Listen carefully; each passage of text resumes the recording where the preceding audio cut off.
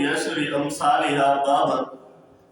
کہ میں نے جنت کے ایک دروازے پر یہ لکھا ہوا پایا کہ صدقہ جو ادا کرتا ہے اللہ بعشر امثالها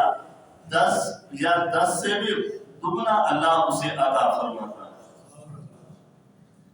تو فرماتے ہیں کہ والقرض بثمانیۃ عشر کہ اللہ صدقہ جو ادا کرتا ہے اس کا 10% جو ہے یا 10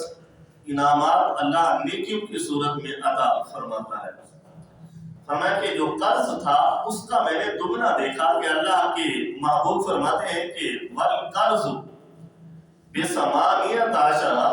اللہ جو بندہ کسی کو قرض دیتا ہے تو اس کے بدلے میں جو اللہ نیکیاں عطا فرماتا ہے ان کی تعداد 18 بنتی ہے۔ یعنی 1 درہم میں 1 روپے میں اگر صدقہ ہے تو 10 نیکیاں ملتی ہیں، اگر قرض دیا ہے تو 18 نیکیاں ملتی ہیں۔ تو حضرت انس بن مالک رضی اللہ تعالیٰ عنہ سے یہ روایت ہے، فرماتے ہیں کہ قال رسول اللہ صلی اللہ علیہ وسلم رأیت لیلۃ اسری بی مکتوبا علی باب الجنہ کہ حضور صلی اللہ علیہ وسلم فرماتے ہیں کہ میں نے معراج کی رات یہ نظارہ دیکھا کہ اللہ کے محبوب فرماتا ہے کہ مکتوبا علی باب الجنہ جو جنت کے دروازے پر یہ لکھا ہوا تھا۔ اللہ نے محبوب مصطفیٰ صلی اللہ علیہ وسلم کو جنت اور جہنم دونوں کی سیر کروائی تھی، جو جنت کے انعامات سے ان میں سے یہ ایک انعام کا تذکرہ چل رہا ہے۔ تو فرمایا کہ بعشر امثالها والقرض بثمانیۃ عشر کہ جو 1 درہم صدقہ دیتا ہے اللہ اس کو 10 نیکیاں یا اس سے کم و بیش عطا فرماتا ہے۔ اور فرمایا جو کسی کو قرض دیتا ہے تو قرض میں اللہ 18 نیکیاں انہیں عطا فرماتا ہے۔ تو حضور صلی اللہ علیہ وسلم نے فرمایا کہ قال النبی صلی اللہ علیہ وسلم قلت لجبرائیل ما بال القرض افضل من الصدقہ کہ حضور صلی اللہ علیہ وسلم نے فرمایا میں نے حضرت جبرائیل علیہ السلام سے سوال کیا کہ ما بالا یہ کیا واقعہ ہے کہ اللہ نے قرض کا ثواب صدقے سے بھی دگنا رکھا ہوا ہے۔ تو حضور صلی اللہ علیہ وسلم نے اس وقت حضرت جبرائیل علیہ السلام سے یہ سوال کیا تو حضرت جبرائیل علیہ السلام نے فرمایا کہ ان السائل یسأل وعنده جب کوئی سائل سوال کرتا ہے جسے ہم فقیر کہا کرتے ہیں، تو جب سوال کرنے والا سوال کرتا ہے تو اس کے پاس کچھ موجود ہوتا ہے لیکن پھر بھی وہ سوال کر رہا ہوتا ہے۔ جب ہم کسی کو خیرات یا صدقہ دیتے ہیں، ہمارے ہاں اپنے گھر میں اپنے بچوں پر خرچ کرنا بھی صدقہ ہے، اس سے بڑا صدقہ اور اتنا زیادہ نہیں ہوتا۔ اپنے رشتہ داروں پر خرچ کرنا بھی صدقہ ہے، اور اپنے عزیز و اقارب اپنے ہمسائے ان پر صدقہ کرنا سب سے اعلیٰ اور رفع ہوتا ہے۔ اور ہم نے جب سے ان گداگروں فقیروں کو دینا شروع کر دیا تو اللہ اس میں بھی نیکیاں عطا فرماتا ہے، لیکن یہ گداگری کبھی ختم ہونے والی چیز نہیں ہے۔ اور ہم اس کو جو ہم خیرات اور صدقہ ان کو دیتے ہیں تو ہم یہ کوششیں کر رہے ہیں کہ یہ فقیر کبھی ختم ہی نہ ہو، اور یہ فقر جو ہوتا ہے یہ کبھی ختم ہونے والا نہیں ہوتا کہ اگر آج ہم ایک فقیر کو دیتے ہیں تو وہ جا کر 10 اوروں کو تیار کرتا ہے۔ اسی طرح ہمارے ہاں یہ چل رہا ہوتا ہے۔ گھر کا اگر ایک فرد بھکاری بن جائے تو جب ہم تو نیک نیت سے دیتے ہیں،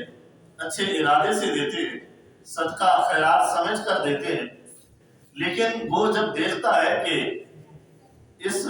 گداگری میں اتنا منافع ہے وہ اپنے گھر کے 4 اور افرادوں کو بھی تیار کر لیتا ہے۔ گداگری ہم ختم نہیں کر رہے، یہ فقیری ہم ختم نہیں کر رہے، بلکہ ہم اسے اور بھی زیادہ کر رہے ہیں۔ تو فرمایا کہ جو قرض دیتا ہے اس کو 18 نیکیاں اسے اللہ عطا فرماتا ہے. ما بال القرض افضل من الصدقہ. حضور صلی اللہ علیہ وسلم نے فرمایا کہ میں نے حضرت جبرائیل علیہ السلام سے پوچھا، اے جبرائیل یہ تو بتا کہ جو صدقہ دیتا ہے اس کو اللہ 10 نیکیاں عطا فرماتا ہے، جو قرض دیتا ہے اللہ اسے 18 نیکیاں عطا فرماتا ہے، تو اس کی کیا وجہ ہے؟ تو اس وقت حضرت جبرائیل علیہ السلام نے فرمایا کہ ان السائل یسأل عنده، جو سوال کرنے والا ہوتا ہے اس کے پاس کچھ موجود ہوتا ہے، وہ سوال کرتا ہے، لیکن جو قرض مانگتا ہے اس قرض مانگنے والے کے پاس جب ختم ہو جاتا ہے پھر جا کر وہ قرض کا مطالبہ کرتا ہے. تو جتنا یعنی اس کے پاس کچھ ہوتا نہیں تو وہ قرض طلب کرتا ہے. اب صدقے سے زیادہ ثواب اللہ قرض دینے والوں کو عطا فرماتا ہے. تو فرمایا کہ دوسری حدیث مبارکہ میں قرض کی جتنا بندہ مہلت دیتا ہے قرض کام کو، اللہ ایک دن میں اللہ اتنا اسے ثواب عطا فرماتا ہے جتنا اس نے قرض دیا ہوا ہوتا ہے.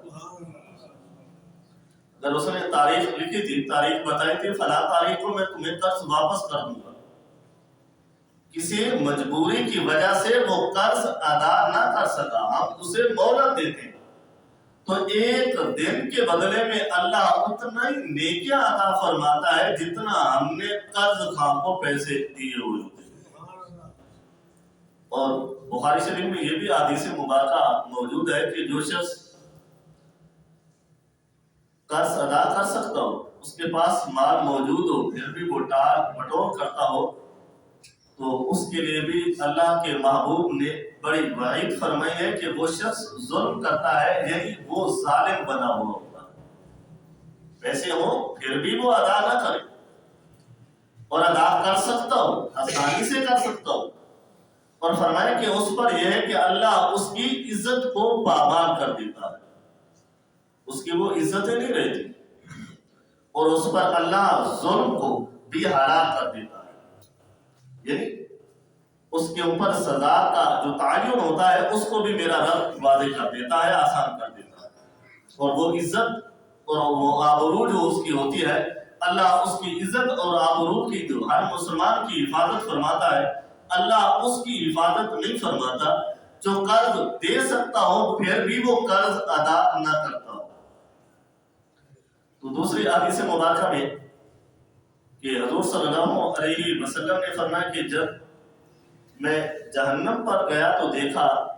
کہ وہاں پر ایک شخص نے آ کر مجھ سے ملاقات کی اور فرمایا کہ اے محبوب، جو آپ نے اس جہنم میں ایک نظارہ دیکھا کہ ایک شخص کے جبڑوں کو کھینچا جا رہا ہے، اسے تکلیف دی جا رہی ہے، فرمایا کہ یہ وہ شخص ہیں، یہ وہ لوگ ہیں جو دنیا میں جھوٹ کثرت سے بولا کرتے ہیں. آج جب کسی کو قرض دینا ہو تو کس انداز سے ہیلے اور بہانے کرتے ہیں، جھوٹ بولتے ہیں. تو قرض دینے کا ثواب اتنا ہے، قرض میں مہلت دینے کا ثواب بھی اتنا ہے، لیکن اگر کوئی جان بوجھ کر قرض ادا ہی نہیں کرتا، واپس ہی نہیں لوٹاتا، تو اس کے لیے وعید بھی کتنا سخت ہوتی ہے.